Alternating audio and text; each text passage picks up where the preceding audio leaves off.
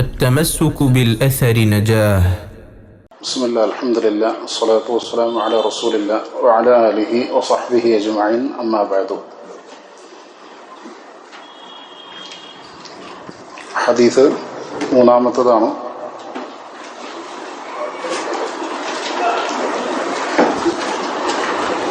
ഇബ്നു ഉമർ റളിയല്ലാഹു അൻഹു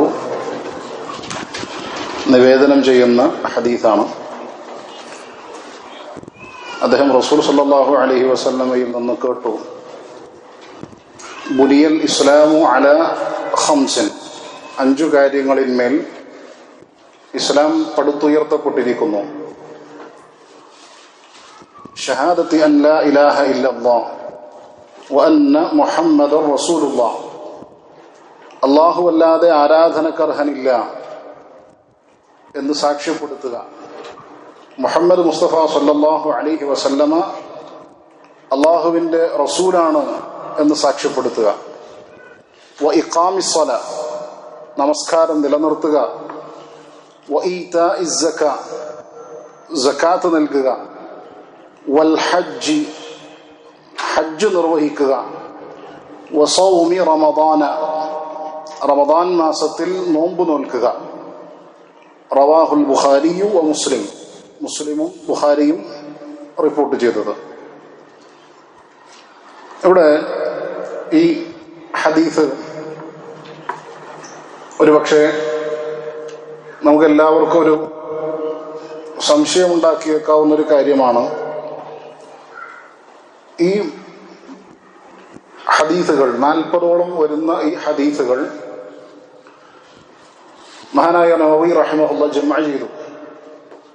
അതിൽ തന്നെ രണ്ടാമത്തെ ഹദീസിൽ ഈ പറയപ്പെട്ട കാര്യങ്ങൾ ഉൾക്കൊള്ളുന്ന ഹദീസ് അദ്ദേഹം കൊണ്ടുവരികയും ചെയ്തു. അഥവാ നമ്മൾ ഹദീസ് ജിബ്രീലിൽ ഇസ്ലാം എന്താണ് എന്ന് ചോദിക്കപ്പെടുകയും അതിന് മറുപടി നൽകുകയും ചെയ്ത ഭാഗങ്ങളിൽ ഈ പറഞ്ഞ കാര്യങ്ങളൊക്കെ ഉൾക്കൊണ്ടിട്ടുണ്ട്.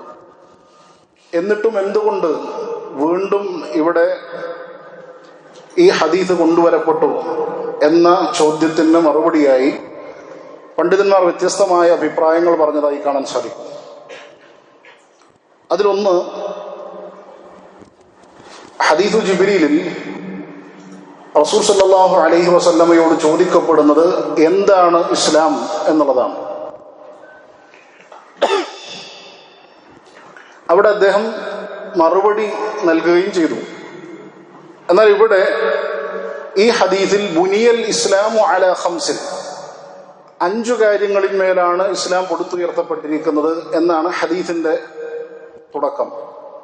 പണ്ഡിതന്മാർ പറയുന്നു, ഇവിടെ ഈ ഹദീസിലൂടെ മനസ്സിലാക്കാം, ഇസ്ലാം എന്ന് പറഞ്ഞാൽ അതിൻ്റെ മുഴുവൻ കാര്യങ്ങളെയുമല്ല ഇവിടെ എണ്ണി നിജപ്പെടുത്തി 5 കാര്യങ്ങളായി പരിചയപ്പെടുത്തിയത്, മറിച്ച് അതിലെ ദആഇമുകൾ, അർക്കാനുകളാണ് ഈ 5 കാര്യങ്ങളിലൂടെ ഉദ്ദേശിക്കപ്പെടുന്നത് എന്ന് ഈ ഹദീസിലൂടെ നമുക്ക് മനസ്സിലാക്കാം.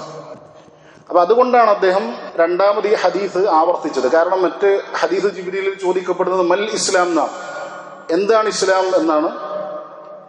ഇവിടെ റസൂൽ സല്ലല്ലാഹു അലൈഹി വസല്ലമ പറയുന്നത് 5 കാര്യങ്ങളിന്മേൽ ഇസ്ലാം പടുത്തുയർത്തപ്പെട്ടു എന്നാണ്.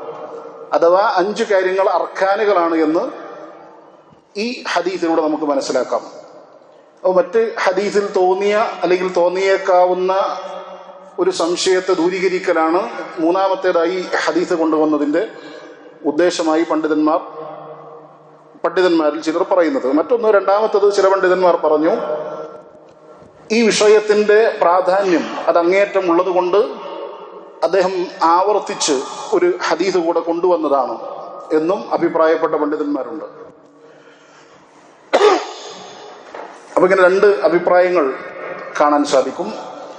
ഇനി ഈ ഹദീസ് ആരംഭിക്കുന്നത് ബുനിയൽ ഇസ്ലാമു, ഇസ്ലാം പടുത്തുയർത്തപ്പെട്ടു എന്ന് പറഞ്ഞുകൊണ്ടാണ്. യഥാർത്ഥത്തിൽ ഒരു കാര്യം പടുത്തുയർത്തപ്പെടുക എന്നുള്ളത് മഹ്സൂസായ ഒരു കാര്യത്തെ സംബന്ധിച്ചാണ് പറയുക. അഥവാ നമുക്ക് കണ്ടോ കേട്ടോ സ്പർശിച്ചോ ഒക്കെ മനസ്സിലാക്കാൻ സാധിക്കുന്ന ഒരു കാര്യത്തെ സംബന്ധിച്ചാണ് സാധാരണഗതിയിൽ അത് പടുത്തുയർത്തപ്പെട്ടു എന്ന് പറയുക. ഇവിടെ റസൂൽ സല്ലല്ലാഹു അലൈഹി വസല്ലമ പ്രയോഗിച്ചത് ഇസ്ലാം പടുത്തുയർത്തപ്പെട്ടു എന്നാണ്. അപ്പൊ മഹ്സൂസായ ഒരു കാര്യത്തെ സാധാരണ വീട് പണിതു, പള്ളി പണിതു എന്നൊക്കെയാണ് നമ്മൾ പറയാം. കാരണം അത് കാണാൻ പറ്റും, നമുക്ക് അനുഭവിച്ച് തൊട്ടറിഞ്ഞ് മനസ്സിലാക്കാനൊക്കെ പറ്റുന്ന ഒരു വസ്തുവിനെയാണ് നമ്മൾ പടുത്തുയർത്തുക എന്ന് പറയാം. ഇവിടെ പ്രവാചകൻ ആ മഹ്സൂസായ കാര്യത്തിന് പ്രയോഗിക്കുന്ന അതേ പദപ്രയോഗം ഇസ്ലാമിന് പ്രയോഗിച്ചു എന്നുള്ളതാണ്. അപ്പോൾ അത് എന്തിനു വേണ്ടിയിട്ടാണ്? കുറച്ചുകൂടെ വിഷയം നമുക്ക് വ്യക്തമാകുന്നതിന് വേണ്ടിയിട്ടാണ് എന്ന് ഉലമാക്കൾ സൂചിപ്പിച്ചതായി കാണാം. കാരണം 5 കാര്യങ്ങളിന്മേൽ പടുത്തുയർത്തപ്പെട്ടു എന്ന ആ പ്രയോഗത്തിലൂടെ നമുക്ക് എന്ത് ചെയ്തു? കുറച്ചുകൂടെ ആ വിഷയത്തിന്റെ വ്യക്തത നമ്മുടെ മനസ്സിലേക്ക് കിട്ടി. ഇസ്ലാം 5 തൂണുകൾ പോലെ അതിന്റെ അർക്കാനുകൾ നിലകൊള്ളുന്നു, അതിന്മേലാണ് പടുത്തുയർത്തപ്പെട്ടത് എന്ന് പറയുമ്പോൾ കുറച്ചുകൂടെ വ്യക്തത കിട്ടുന്ന രൂപത്തിലാണ് റസൂലുള്ളാഹി സ്വല്ലല്ലാഹു അലൈഹി വസല്ലം അത് പ്രയോഗിച്ചത്. ഇനി അടുത്തത് ബുനിയൽ ഇസ്ലാമു അൽ ഇസ്ലാം, ഇസ്ലാം പടുത്തുയർത്തപ്പെട്ടു എന്നാണ്. അൽ ഇസ്ലാം എന്നതുകൊണ്ട് ഇവിടെ ഉദ്ദേശിക്കുന്നത് നമുക്കറിയാവുന്നതുപോലെ മുഴുവൻ അമ്പിയാക്കന്മാരും പ്രബോധനം ചെയ്തതും ക്ഷണിച്ചതുമെല്ലാം ഇസ്ലാമിലേക്കാണ്. പക്ഷെ ഇവിടെ ഉദ്ദേശിക്കപ്പെടുന്ന അൽ ഇസ്ലാം എന്നതുകൊണ്ട് അർത്ഥമാക്കുന്നത്, അതുപോലെ തന്നെ അതിലേക്ക് ചേർത്തി പറയുന്ന മുസ്ലിമീങ്ങൾ എന്നതുകൊണ്ടും ഉദ്ദേശിക്കുന്നത് ഉമ്മത്ത് മുഹമ്മദാണ് സല്ലല്ലാഹു അലൈഹി വസല്ലം. മുഹമ്മദ് മുസ്തഫ സല്ലല്ലാഹു അലൈഹി വസല്ലമയുടെ ഉമ്മത്തിലേക്ക് ചേർത്തി പറയുന്ന ഇസ്ലാമാണ് എന്ന് ഉലമാക്കൾ സൂചിപ്പിക്കുന്നു. ശരി, ഇനി നമുക്കറിയാവുന്നതുപോലെ റസൂൽ സല്ലല്ലാഹു അലൈഹി വസല്ലമ 5 തൂണുകളിന്മേലാണ് ഇസ്ലാം പടുത്തുയർത്തപ്പെട്ടത് എന്ന് പറഞ്ഞു. സ്വാഭാവികമായും 5 തൂണുകളിന്മേൽ ഒരു കാര്യം പടുത്തുയർത്തപ്പെടുമ്പോൾ അതിലേതെങ്കിലും ഒരു തൂണ് നശിച്ചു പോയാൽ, തകർന്നു പോയാൽ, അതെന്തിന്മേലാണോ എന്താണോ അതിന്മേൽ പടുത്തുയർത്തപ്പെട്ടിരിക്കുന്നത് അതും തകർന്നു വീഴാൻ സാധ്യതയുണ്ട്. അപ്പോ ഈ ഹദീസ് അതുകൂടെ നമുക്ക് മനസ്സിലാക്കി തരുന്നുണ്ട്. അഥവാ ഈ 5 തൂണുകൾ, 5 കാര്യങ്ങൾ, നമ്മൾ പഠിച്ച ഈ 5 കാര്യങ്ങൾ, അതിൽ ഏതെങ്കിലും ഒന്ന് നഷ്ടപ്പെട്ടാൽ ഒന്നുകിൽ ആ പടുത്തുയർത്തപ്പെട്ട കാര്യം അത് തകർന്നു പോകും, അല്ലെങ്കിൽ അത് ദുർബലപ്പെട്ടു പോകും. അഥവാ ഈ 5 തൂണുകളിൽ ഏതെങ്കിലും ഒന്ന് നശിച്ചു പോയാൽ ഒന്നുകിൽ അതിന് ഉപരിയിലുള്ള ഇസ്ലാം എന്ന കാര്യം മുഴുവനായി നശിച്ചു പോകും, അല്ലെങ്കിൽ അത് ദുർബലപ്പെട്ടു പോകും. ഇവിടെ മുഴുവനായി നശിച്ചു പോകാൻ സാധ്യതയുള്ളത് എന്തുമായി ബന്ധപ്പെട്ടാണ്? അത് ആദ്യത്തെ 2 ഷഹാദത്തുകളാണ്. അഥവാ 2 ഷഹാദത്തുകൾ ഒരുവൻ അംഗീകരിച്ചിട്ടില്ല എങ്കിൽ ആ റുക്നില്ലാതായി തീരുന്നതോടുകൂടെ ആ മനുഷ്യൻ ഇസ്ലാമിൽ നിന്ന് തന്നെ പുറത്തു പോകും. ഇത് ഉലമാക്കൾക്കിടയിൽ അഭിപ്രായ വ്യത്യാസമില്ലാത്ത കാര്യമാണ്. എല്ലാ പണ്ഡിതന്മാരും അംഗീകരിക്കപ്പെട്ട കാര്യമാണ്. ഷഹാദത്ത് അംഗീകരിക്കാത്ത ഒരു മനുഷ്യനെ സംബന്ധിച്ചിടത്തോളം അവൻ മുസ്ലിം അല്ല എന്നുള്ളത്. ഇനി അവശേഷിക്കുന്ന 4 കാര്യങ്ങൾ, ഒന്ന് നമസ്കാരം, മറ്റൊന്ന് നോമ്പ്, മറ്റൊന്ന് സക്കാത്ത്, മറ്റൊന്ന് ഹജ്ജ്. ഈ 4 കാര്യങ്ങൾ, അവയിൽ ഏതെങ്കിലും ഒരു റുക്ന് നഷ്ടപ്പെട്ടാലോ? അടുത്ത ചർച്ച സ്വാഭാവികമായും നമസ്കാരവുമായി ബന്ധപ്പെട്ടാണ് വരിക. ആ വിഷയത്തിൽ നമുക്കറിയാവുന്നതുപോലെ ഉലമാക്കൾക്ക് വ്യത്യസ്തമായ അഭിപ്രായങ്ങളുണ്ട്. നമസ്കാരം ഒരു മനുഷ്യനിൽ നിന്ന് നഷ്ടപ്പെട്ടു പോയാൽ പല പണ്ഡിതന്മാരും അഭിപ്രായപ്പെടുന്നത് ആ മനുഷ്യന്റെ ഇസ്ലാം തകർന്നു പോകുമെന്നാണ്, ആ മനുഷ്യൻ മുസ്ലിം അല്ലാതായി തീരുമെന്നാണ്. ഇനിയോ മറ്റു ചില പണ്ഡിതന്മാർ പറയുന്നു ഇല്ല, അത് അയാൾ അവശേഷിക്കും. ഇനി ബാക്കി അവശേഷിക്കുന്ന 3 റുക്നുകൾ, അതിലും ഇതുപോലെ തന്നെ അഭിപ്രായ വ്യത്യാസമുണ്ട്. അഥവാ അതിലേതെങ്കിലും ഒന്ന് ഒരു വ്യക്തിയിൽ നിന്ന് നഷ്ടപ്പെട്ടാൽ അവൻ ഇസ്ലാമിൽ നിന്ന് പുറത്തു കടക്കുമോ? ഉലമാക്കൾക്കിടയിൽ അഭിപ്രായ വ്യത്യാസമുള്ള കാര്യമാണ്. പക്ഷേ വല്ലാഹു തആല അലം, പണ്ഡിതന്മാർ പറയുന്നത് ആ 3 കാര്യങ്ങളിൽ ഏതെങ്കിലും ഒന്ന് ഒരാൾ മനഃപൂർവ്വം ഉപേക്ഷിച്ചാൽ അയാൾ ഇസ്ലാമിൽ നിന്ന് പുറത്തു പോവുകയില്ല, മറിച്ച് അയാളുടെ ഇസ്ലാം ദുർബലപ്പെടുന്നതാണ്. ഇതാണതുകൊണ്ട് 5 റുക്നുകളിന്മേലാണ് ഇസ്ലാം പടുത്തുയർത്തപ്പെട്ടത് എന്നതുകൊണ്ട് അർത്ഥമാക്കുന്നത്. ഇനി നമ്മൾ ഇവിടെ ശ്രദ്ധിച്ചിട്ടുണ്ടായിരിക്കും, ഹദീസ് ജിബ്രീലിൽ വായിച്ചതുപോലെയല്ല ഇവിടെ ഇവിടെ നമ്മൾ വായിച്ച, അഥവാ ഇബ്നു ഉമർ റളിയല്ലാഹു അൻഹു ഹദീസിൽ നമ്മൾ വായിച്ച ഈ ഭാഗത്ത്, ഈ ഹദീസിൽ വന്ന പ്രയോഗം ഹജ്ജ് പറഞ്ഞതിന് ശേഷമാണ് പിന്നെ സൗം റമദാൻ പറഞ്ഞത്. 4-മതായി ഹജ്ജ് പറയുകയും 5-മതായിട്ടാണ് എന്ത് പറഞ്ഞത്? റമദാൻ മാസത്തിൽ നോമ്പ് പറഞ്ഞത്. എന്നാൽ നമ്മൾ മറ്റിടത്ത് പഠിച്ചപ്പോൾ, ഹദീസു ജിബ്രീലിൽ പഠിച്ചപ്പോൾ 4-മത് സൗം റമദാനും 5-മത് ഹജ്ജുമാണ് പഠിച്ചത്. എന്തുകൊണ്ട് അങ്ങനെ സംഭവിച്ചു? അതിലും ഉലമാക്കൾ ചർച്ച ചെയ്യുന്നുണ്ട്. ആ വിഷയത്തെ സംബന്ധിച്ച് പണ്ഡിതന്മാർ പറയുന്നത്, ഒരു പക്ഷേ അത് ഇബ്നു ഉമർ റളിയല്ലാഹു അൻഹു അദ്ദേഹത്തിന് 2 രൂപത്തിലും റസൂലുള്ളാഹി സ്വല്ലല്ലാഹു അലൈഹി വസല്ലമയിൽ നിന്ന് അത് കേട്ടിട്ടുണ്ടായിരിക്കാം. ഒരു തവണ ഹജ്ജിനെ മുൻകടന്നുകൊണ്ടും മറ്റൊരു തവണ ഹജ്ജിനെ 5ാമതായി കൊണ്ടും അദ്ദേഹം റസൂൽ സ്വല്ലല്ലാഹു അലൈഹി വസല്ലമയിൽ നിന്ന് കേട്ടിട്ടുണ്ടായിരിക്കാം. മറ്റൊന്ന് ഉലമാക്കൾ പറയുന്നത്, അത് ഒരു പക്ഷേ സമനിനെ പരിഗണിച്ചുകൊണ്ടായിരിക്കാം, കാലഘട്ടത്തെ പരിഗണിച്ചുകൊണ്ടായിരിക്കാം. കാരണം ഒന്ന് കാലഘട്ടത്തെ പരിഗണിച്ചുകൊണ്ടും ഒന്ന് ഫദ്ലിനെ പരിഗണിച്ചുകൊണ്ടുമായിരിക്കാം എന്നും ഉലമാക്കൾ വ്യത്യസ്തമായ അഭിപ്രായങ്ങൾ ആ വിഷയവുമായി ബന്ധപ്പെട്ട് സൂചിപ്പിച്ചതായി കാണാൻ സാധിക്കും. അഥവാ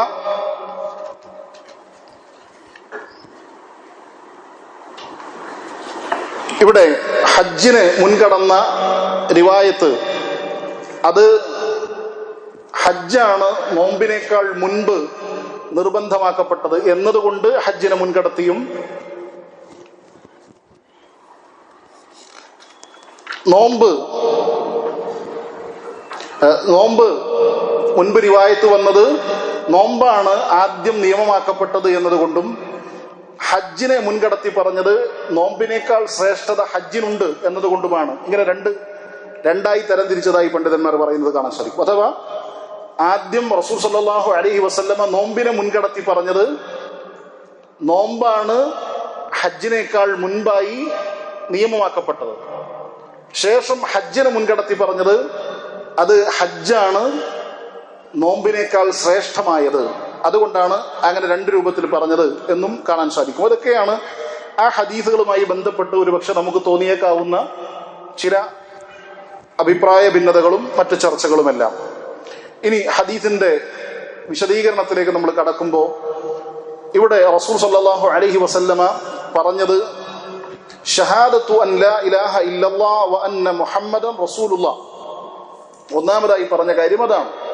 അഥവാ അല്ലാഹു സുബ്ഹാനഹു വ തആലയല്ലാതെ ആരാധനക്കർഹനില്ല എന്നും മുഹമ്മദ് മുസ്തഫ സല്ലല്ലാഹു അലൈഹി വസല്ലമ അള്ളാഹുവിന്റെ ദൂതനാണെന്നും സാക്ഷ്യപ്പെടുത്തുക. എന്താണ് സാക്ഷ്യപ്പെടുത്തുക എന്ന് പറഞ്ഞാൽ? പണ്ഡിതന്മാർ പറയുന്നു, അഷ്ഹദു എന്ന് പറഞ്ഞാൽ ഐ ഉഖ്ബിറു ബിമാ അഅലമു വ അതയഖനു. ഉഖ്ബിറു ബിമാ അഅലമു വ അതയഖനു. ഞാൻ മനസ്സിലാക്കിയ ഒരു കാര്യം നിങ്ങളോട് പറഞ്ഞു നൽകുകയാണ്. ഭാഷാപരമായി അതിന്റെ അർത്ഥതാണ്, ഞാൻ മനസ്സിലാക്കിയ ഒരു കാര്യം ഇതാ നിങ്ങൾക്ക് പറഞ്ഞു നൽകുന്നു. അതുപോലെ തന്നെ വ അതയഖനു, എനിക്ക് യഖീനുള്ളതായ, എൻ്റെ മനസ്സിൽ യാതൊരു സംശയവും ഇല്ലാത്തതായ ഒരു കാര്യം ഇതാ ഞാൻ നിങ്ങൾക്ക് പറഞ്ഞു നൽകുന്നു എന്നതാണ് ഇതുകൊണ്ട് ഉദ്ദേശിക്കപ്പെടുന്നത്. ഇനി പണ്ഡിതന്മാർ അതിന് 4 മർത്തബകൾ പറഞ്ഞതായി കാണാൻ സാധിക്കും. അഥവാ ഒരു വ്യക്തി ഞാൻ സാക്ഷ്യപ്പെടുത്തുന്നു എന്ന് പറഞ്ഞാൽ അതിൽ 4 മർത്തബകൾ ഉൾക്കൊള്ളുന്നുണ്ട് എന്ന് ഉലമാക്കൾ വിശദീകരിക്കുന്നുണ്ട്. അതിലൊന്നാമത്തെ മർത്തബ, അവൻ സാക്ഷ്യപ്പെടുത്തുന്ന വിഷയത്തെ സംബന്ധിച്ച് അറിവുള്ള ആളായിരിക്കണം. അവൻ 2 കാര്യങ്ങളാണ് സാക്ഷ്യപ്പെടുത്തുന്നത്. ഒന്ന്, അള്ളാഹു അല്ലാതെ ആരാധനക്കർഹനില്ല എന്നും മുഹമ്മദ് മുസ്തഫ സല്ലല്ലാഹു അലൈഹി വസല്ലമ അള്ളാഹുവിന്റെ തിരുദൂതനാണ് എന്നും. ഈ 2 കാര്യങ്ങളെ സംബന്ധിച്ച് ഈ മനുഷ്യനെ അറിവുണ്ടായിരിക്കണം. അതാണ് ഷഹാദത്തിന്റെ ഒന്നാമത്തെ ഘട്ടം എന്നുള്ളത്. അപ്പൊ ഏതൊരു കാര്യമാണോ സാക്ഷ്യപ്പെടുത്തുന്നത് ആ കാര്യത്തെ സംബന്ധിച്ച് അറിവുണ്ടായിരിക്കണം. അതാണ് ഒന്നാമത്തെ മർത്തബ. രണ്ടാമത്തെ മർത്തബ പണ്ഡിതന്മാർ പറയുന്നു, താൻ അറിഞ്ഞ ആ കാര്യം നാവ് കൊണ്ട് സ്ഥിരീകരിക്കണം. നാവ് കൊണ്ട് സംസാരിക്കുകയും സ്ഥിരീകരിക്കുകയും ചെയ്യണം, മറ്റൊരാളോട് പറഞ്ഞില്ലെങ്കിലും.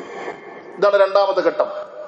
അപ്പൊ വേറൊരാളോട് പറഞ്ഞില്ലെങ്കിൽ പോലും തന്റെ നാവ് കൊണ്ട് സ്ഥിരീകരിക്കുക എന്നുള്ളതാണ് രണ്ടാമത്തെ ഘട്ടം.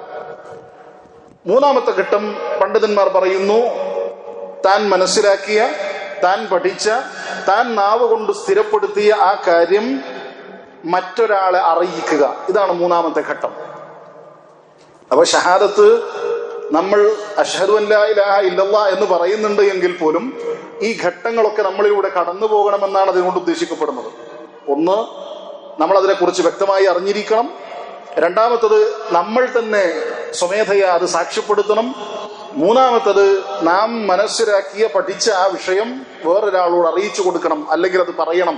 ഞാൻ സത്യവിശ്വാസിയായിരിക്കുന്നു, അല്ലെങ്കിൽ മുസ്ലിം ആയിരിക്കുന്നു, ഞാൻ അള്ളാഹു അല്ലാതെ ആരാധനക്കർഹനില്ല എന്നിതാ സാക്ഷ്യപ്പെടുത്തിയിരിക്കുന്നു എന്ന് മറ്റൊരാളോട് പറയണം. നാലാമത്തേത് ആ പറഞ്ഞ വിഷയം ഉൾക്കൊള്ളുന്നതനുസരിച്ച് അത് ജീവിതത്തിൽ അനിവാര്യമാക്കുക. അതാണ് നാലാമത്തേത്.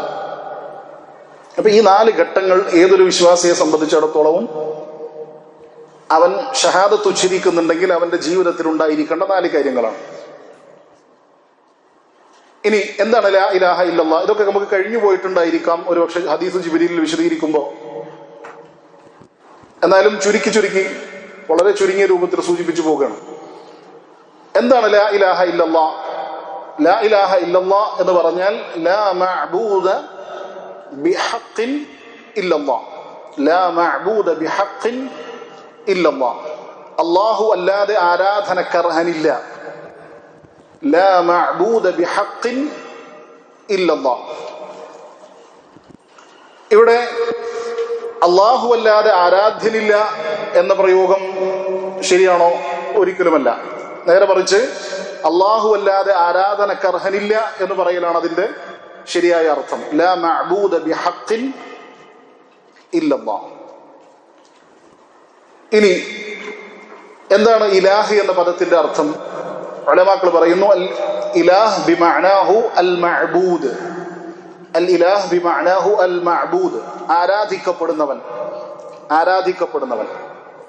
കാരണം എന്തുകൊണ്ട് ആരാധിക്കപ്പെടുന്നവൻ എന്ന് പറയാൻ കാരണം നമുക്കറിയാം, പല കക്ഷികളും പിഴച്ചുപോയത് അല്ലെങ്കിൽ വ്യാഖ്യാനിക്കുന്നത് ലാ ഇലാഹ ഇല്ലല്ലാഹ് എന്ന് പറഞ്ഞാൽ ലാ ഖാലിഖ ഇല്ലല്ലാഹ്, ലാ റാസിഖ ഇല്ലല്ലാഹ് എന്നതുപോലെയുള്ള അള്ളാഹുവിന്റെ റുബൂബിയത്തുമായി ബന്ധപ്പെട്ടാണ് അവർ അതിനെ വിശദീകരിക്കുക. യഥാർത്ഥത്തിൽ ലാ ഇലാഹ ഇല്ലല്ലാഹ് എന്ന് പറഞ്ഞാൽ ലാ മഅബൂദ ബിഹഖിൻ ഇല്ലല്ലാഹ് എന്നുള്ളതാണ് അതുകൊണ്ട് ഉദ്ദേശിക്കപ്പെടുന്നത്.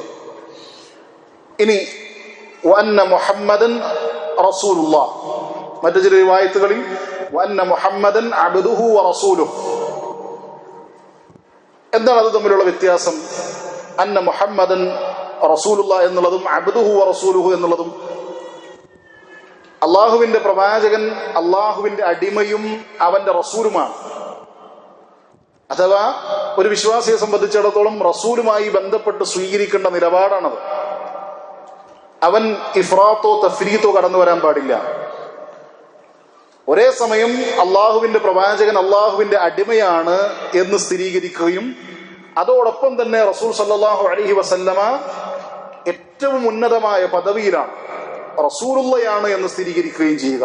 ഇതാണ് അബ്ദുഹു വറസൂലുഹു. രണ്ടും സ്ഥിരീകരിക്കണം. അഥവാ അള്ളാഹുവിന്റെ അടിമയാണ് എന്നും സ്ഥിരീകരിക്കണം, റസൂലുള്ളയാണ് എന്നും സ്ഥിരീകരിക്കണം. കാരണം അള്ളാഹുവിന്റെ അടിമയാണെന്ന് പറഞ്ഞാൽ നമ്മുടെ പോലെ പ്രത്യേകിച്ച് അള്ളാഹു സുബ്ഹാനഹു വ തആല ശ്രേഷ്ഠതകളൊന്നും നൽകാത്ത ഒരാൾ അങ്ങനെയാണോ? ഒരിക്കലുമല്ല. അള്ളാഹു വലിയൊരു ശ്രേഷ്ഠത നൽകിയിട്ടുണ്ട്. അതെന്താണ്? അള്ളാഹു ഏറ്റവും വലിയ ശ്രേഷ്ഠത നൽകി ആദരിച്ച ആളാണ് റസൂലുള്ളാഹി സ്വല്ലല്ലാഹു അലൈഹി വസല്ലം, അള്ളാഹുവിന്റെ റസൂല. എന്നാൽ ആ ശ്രേഷ്ഠത നൽകി എന്നത് കൊണ്ട് പ്രവാചകൻ അബ്ദല്ലാതായിരിക്കുമോ? അതുമില്ല. അത് മധ്യമമായ ഒരു രൂപമാണ് അവിടെ സ്വീകരിക്കുന്നത്. അഥവാ പ്രവാചകൻ അടിമയാണ്, അതോടൊപ്പം തന്നെ ഏറ്റവും ശ്രേഷ്ഠമായ അനുഗ്രഹം ലഭിച്ച ആളുമാണ്. അടുത്തത്, ഒരുപക്ഷെ നമ്മൾ അതുമായി ബന്ധപ്പെട്ട് കാര്യങ്ങൾ ഒരുപാട് മനസ്സിലാക്കിയിട്ടുണ്ടായിരിക്കും. എന്താണ് ഇഖാമിസ് സ്വലാ വ ഈതാഇസ് സക്കാ വ സൗമി റമദാന വ ഹജ്ജിൽ ബൈത്ത്? ഇതോരോന്നും ഒരുപക്ഷെ നമ്മൾ മനസ്സിലാക്കിയിട്ടുണ്ടായിരിക്കും. നമസ്കാരം നിലനിർത്തുക എന്നതുകൊണ്ട് ഉദ്ദേശിക്കുന്നത് അവിടെ ഉലമാക്കൾ പറയുന്നു ഇഖാമിസ് സ്വലാ എന്നാണ് റസൂലുള്ളാഹി സ്വല്ലല്ലാഹു അലൈഹി വസല്ലം പ്രയോഗിച്ചത്. നമസ്കരിക്കുക എന്നല്ല, മറിച്ച് എന്താണ്? നമസ്കാരം നിലനിർത്തുക. ഇഖാമിസ് സ്വലാ, നമസ്കാരം നിലനിർത്തുക. നമസ്കാരം എന്നുള്ളത് നമുക്കറിയാം ഇവിടെ ഉദ്ദേശിക്കപ്പെടുന്നത് എന്താണ്? നമസ്കാരം നിലനിർത്തുക എന്ന പദം കൊണ്ട് ഉദ്ദേശിക്കപ്പെടുന്നത് ഖംസു സ്വലവാത്തിൻ, 5 നേരത്ത് നിർബന്ധമായ നമസ്കാരങ്ങളെയാണ് ഇവിടെ ഉദ്ദേശിക്കപ്പെടുന്നത്. ആ 5 നേരത്ത് നിർബന്ധമായ നമസ്കാരങ്ങൾ അതൊരു വിശ്വാസിയെ സംബന്ധിച്ചിടത്തോളം അവൻ നിർബന്ധമായി നിർവഹിക്കേണ്ടുന്നതാണ്. ഇനി അതിനുശേഷം അടുത്തത് ഹദീസിൽ പരാമർശിക്കപ്പെടുന്നത് സക്കാത്ത് നൽകുക എന്നുള്ളതാണ്. നമുക്കറിയാവുന്നതുപോലെ സക്കാത്ത് നൽകുക എന്നുള്ളത് നിർബന്ധമായ കാര്യമാണ്. ഒരു വിശ്വാസിയെ സംബന്ധിച്ചിടത്തോളം നിശ്ചയിക്കപ്പെട്ട ഇനങ്ങളിൽ നിന്ന് അവൻ നിർബന്ധമായൊരു വിഹിതം നൽകേണ്ടതുണ്ട്. അത് സാധാരണഗതിയിൽ 2.5% അതിന്റെ കണക്കായി ഉലമാക്കൾ, പണ്ഡിതന്മാർ ഹദീസിന്റെ അടിസ്ഥാനത്തിൽ പറയാറ്. അപ്പൊ സക്കാത്ത് നൽകുക എന്നുള്ളതും നമസ്കാരം പോലെ തന്നെ വളരെ പ്രധാനപ്പെട്ട മറ്റൊരു കാര്യമാണ്. മൂന്നാമത്തത് അൽ ഹജ്ജ്. ഹജ്ജ് എന്ന് പറഞ്ഞാൽ ഫില്ലുഹ, ഭാഷയിൽ അൽ ഖസ്ദ് എന്നാണ് അർത്ഥം. ഭാഷാപരമായി അൽ ഖസ്ദ് എന്നാണ് അതിന്റെ ഉദ്ദേശം. ഇനി ശറഇൽ ഹജ്ജ് എന്നതുകൊണ്ട് ഉദ്ദേശിക്കുന്നത് ഒരു മുസ്ലിം കഅബയെ ഖസ്ദ് ചെയ്യുക എന്നുള്ളതാണ്. അഥവാ കഅബയെ ലക്ഷ്യം വെച്ചുകൊണ്ട് പുറപ്പെട്ടു പോവുകയും പ്രത്യേകമായ ആരാധനാ കർമ്മങ്ങൾ നിർവഹിക്കുകയും ചെയ്യുക എന്നുള്ളതാണ് ഹജ്ജ് എന്നതുകൊണ്ട് ഉദ്ദേശിക്കപ്പെടുന്നത്. അവസാനത്തേത് സൗമു റമദാൻ. റമദാൻ മാസത്തിൽ നോമ്പ് നോൽക്കുക. സൗമു എന്നുള്ളത് ഫില്ലുഹ, ഭാഷയിൽ അൽ ഇംസാക് എന്നുള്ളതാണ് അതിന്റെ അർത്ഥം. ഇവിടെ ശറഇൽ ഉദ്ദേശിക്കപ്പെടുന്നത് നിശ്ചിതമായ സമയത്ത് ഒരു മുസ്ലിം അവന് നിയമമാക്കപ്പെട്ട രൂപത്തിൽ ഭക്ഷണവും പാനീയവും പിടിച്ചു വെക്കുക എന്നതാണ് അതുകൊണ്ട് ഉദ്ദേശിക്കുന്നത്. സക്കാത്ത് എന്നുള്ള പദത്തിന്റെ ലുഗവിയായ അർത്ഥം അന്നമാഉ വസ്സിയാദ എന്നുള്ളതാണ്.